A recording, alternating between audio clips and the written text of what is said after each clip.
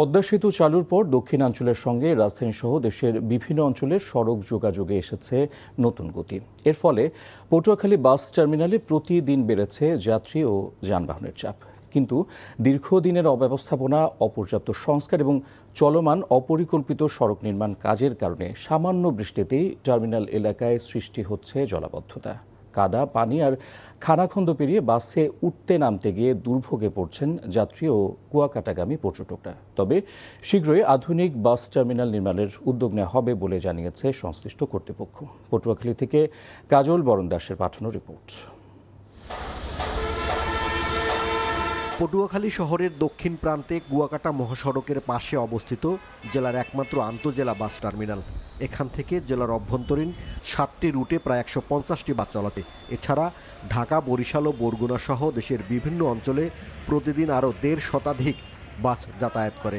প্রতিদিন প্রায় 8 থেকে 10 হাজার যাত্রী এই টার্মিনাল ব্যবহার করেন। কিন্তু সামান্য বৃষ্টিতেই টার্মিনালের ভেতর ও আশপাশের এলাকায় জলাবদ্ধতা তৈরি হয়। জমে থাকা পানিতে পুরো এলাকা কর্দমাক্ত হয়ে পড়ে। এর মধ্যে সড়ক ও জনপথ বিভাগ প্রায় 85,17,000 টাকা ব্যয়ে 500 মিটার আরসিসি সড়ক নির্মাণ কাজ আংশিকভাবে শুরু করায় সড়কের একটি অংশ বন্ধ রয়েছে। ফলে যাত্রীদের দুর্ভোগ আরও বেড়েছে। অর্ধেক কাজ করছে আর অর্ধেক করে নাই। আর অর্ধেক যদি করতো তাহলে তার এই ভোগান্তিটা হইতো না। এখানে যানজটে এমনও সময় আছে দেখা যাচ্ছে আমরা এই 1-1.5 ঘন্টা ওই জায়গায় দাঁড়াই থাকা লাগে। বাস এখানে কাছাকাছি থামাইতে পারে না, অনেক দূরে গিয়ে থামাইতে হয়, অনেক দূরে গিয়ে এটা থামাইতে হয়। যাত্রীদের তো প্রচুর পরিমাণে ভোগান্তি হয়। আর যদি কোনো রকম একটু বৃষ্টি হয় এখানে যে কী অবস্থা হবে, মনে হয় যে আর একটা নদী হয়ে যাইতে আছে এখানে। আধুনিক বাস টার্মিনাল নির্মাণের জন্য প্রয়োজনীয় জমি অধিগ্রহণের নির্দেশনা দেওয়া হয়েছে। জমি অধিগ্রহণ সম্পন্ন হলে একটি আধুনিক ও দৃষ্টিনন্দন বাস টার্মিনাল নির্মাণ করা হবে বলে জানিয়েছেন পটুয়াখালী পৌরসভার প্রশাসক।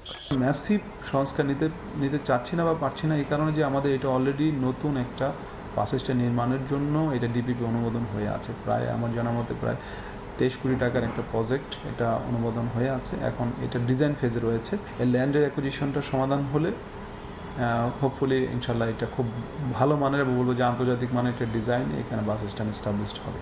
2003 সালে প্রায় 2 একর জমির উপর 1,65,00,000 টাকা ব্যয়ে এলজিডি পটুয়াখালী বাস টার্মিনাল নির্মাণ করে। পরে এটি পটুয়াখালী পৌরসভার কাছে হস্তান্তর করা হয়। দীর্ঘ 2 দশক পরও কাঙ্ক্ষিত উন্নয়ন না হওয়ায় প্রতিদিন দুর্ভোগ পোহাতে হচ্ছে হাজারো যাত্রীকে। NTV news desk.